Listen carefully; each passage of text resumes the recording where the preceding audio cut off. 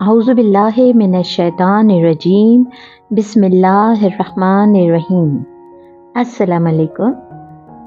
آج ہم جو کہانی سننے جا رہے ہیں اس کا نام ہے نیکی کا بدلہ۔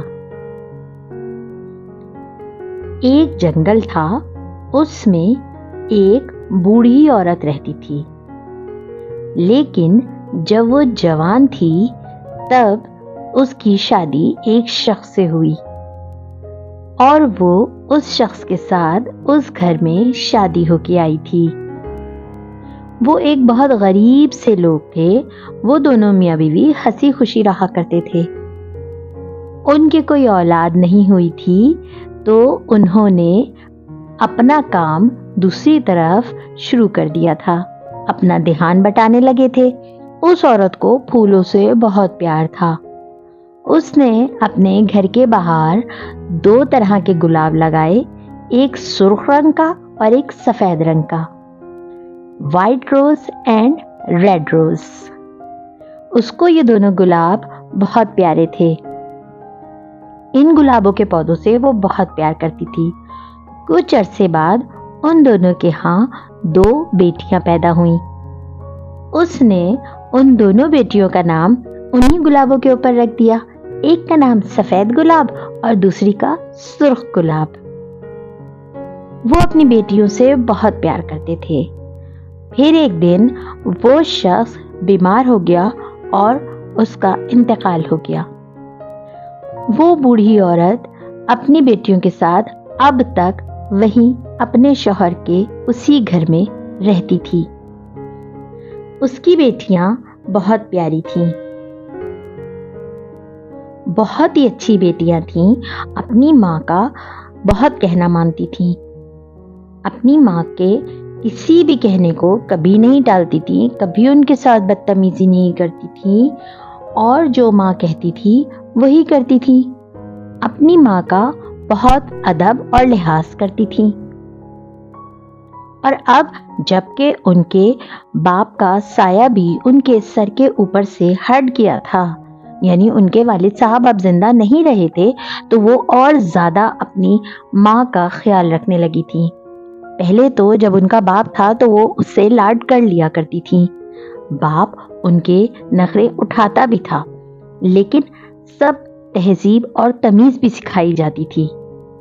پھر آخرکار اب جو ہے ان کے باپ کے مرنے کے بعد انہیں احساس ہو گیا تھا کہ اب ہماری ماں اکیلی رہ گئی ہے، تو اب ہمیں انہیں زیادہ سے زیادہ آرام پہنچانے کی ضرورت ہے، اس لیے وہ سارا کام خود کرتی تھی۔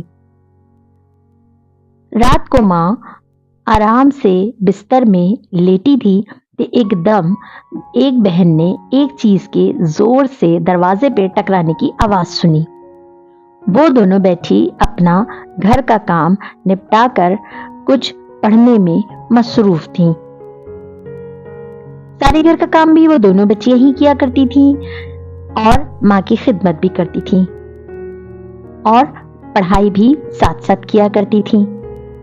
اب دروازے پہ جب ایک زوردار سی انہوں نے آواز سنی اور اتنی سخت سردی پڑ رہی تھی کہ وہ دونوں ایک دم سے گھبرا گئیں۔ گھبرا کے پہلے تو ایک دوسرے کو دیکھنے لگیں اور تھوڑا سا خوف محسوس ہونے لگا، لیکن پھر ان کی ایک جو بڑی بہن تھی اس نے کہا کہ چلو ایسا کرتے ہیں کہ دیکھتے ہیں کہ دروازے سے آخر کیا چیز ٹکرائی ہے۔ کیونکہ سردی بہت سخت تھی اور وہ دونوں سردی میں کانپ بھی رہی تھیں، اور اگر انہوں نے اپنے اس کمزور سے جھونپڑے کا دروازہ کھولا تو بہت ٹھنڈ ہوا اندر آنے والی تھی، تو اس لیے وہ ڈر رہی تھی کہیں ایسا نہ ہو کہ ماں کی آنکھ کھل جائے۔ تو اس لیے ایک نے کہا کہ میں ایسا کرتی ہوں، دروازے کے باہر جا کر دیکھتی ہوں، تم جلدی سے دروازے کو بند کر لینا۔ دونوں بہنوں نے آپس میں یہ طے کر لیا۔ اس کے بعد سرخ گلاب اٹھ کے کھڑی ہوئی اور اس نے کہا سفید گلاب سے کہ تم دروازے کے اندر رہنا اور اسے بند کر لینا، جب میں دروازہ کھٹکھٹاؤں پھر دوبارہ کھول لینا۔ سرخ گلاب تیزی سے دروازہ کھول کے باہر کی طرف نکلی اور سفید گلاب نے دروازہ بند کر لیا۔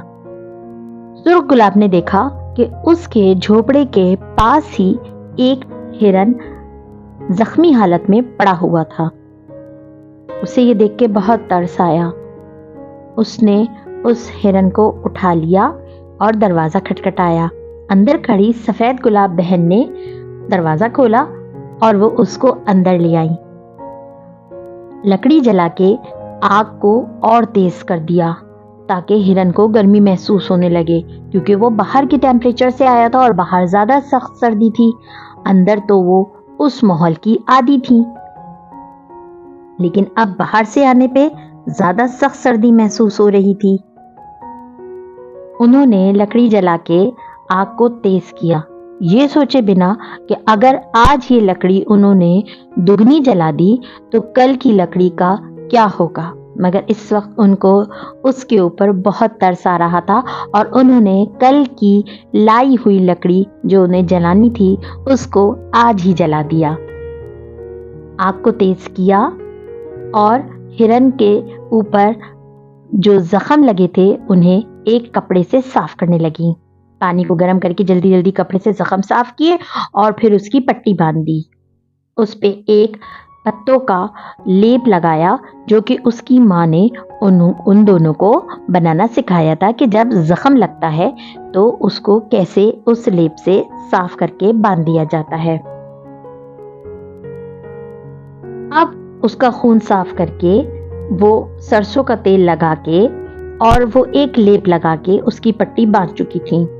अब हिरन को गरम गरम उन्होंने सोचा कि थोड़ा सा दूध पिला देते हैं और दूध पिलाया। बहनों ने सोचा कि हिरन के लिए घास भी होनी चाहिए जिसे वो खा के जल्दी सही हो जाए, लेकिन अब रात का अंधेरा था और दोनों इतनी बड़ी नहीं थी कि बाहर जाके घास ला सकें, क्योंकि बहुत दूर जाना पड़ता उन्हें। बाहर तो बहुत सख्त शदीद सर्दी थी। तो उन्होंने सोचा कि ठीक है, अभी ऐसा करते हैं कि हम इसको घर में रखी हुई जो भी चीज इस वक्त हमारे खाने में मौजूद है वो खिला देते हैं। कुछ थोड़े से फल और सब्जियां उनके घर में रखे थे जो कि उनके अगले कुछ दिनों का खाना था। उन्होंने ये सोचे समझे बिना कि ये खाना कल हमारे लिए काम आएगा, उस हिरन को खिला दिया। हालांकि वो दोनों बच्चियां बहुत गरीब थीं, लेकिन दिल की बहुत अमीर थीं। सारी रात उस हिरन की खिदमत करती रही। सुबह हुई तो फिर जाके हरी घास काट के लाई। हिरन ने ये सब देखा कि ये मेरे से इस कदर प्यार कर रही हैं, तो वो भी उनसे मानूस हो गया।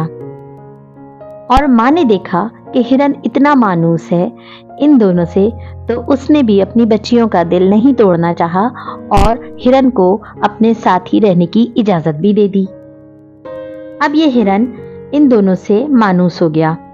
जब ये दोनों बहनें जंगल में जाती, लकड़ियां काट के लाती या सब्जी फल लेकर आती, या अपने छोटी सी जमीन के टुकड़े पे जहां उन्होंने सब्जी फल लगाए थे उसे उगाकर शहर के अंदर जाकर बेच के आती, तो वो उनके साथ साथ रहता। वो एक लम्हे भी उन लड़कियों को अकेला नहीं छोड़ता था।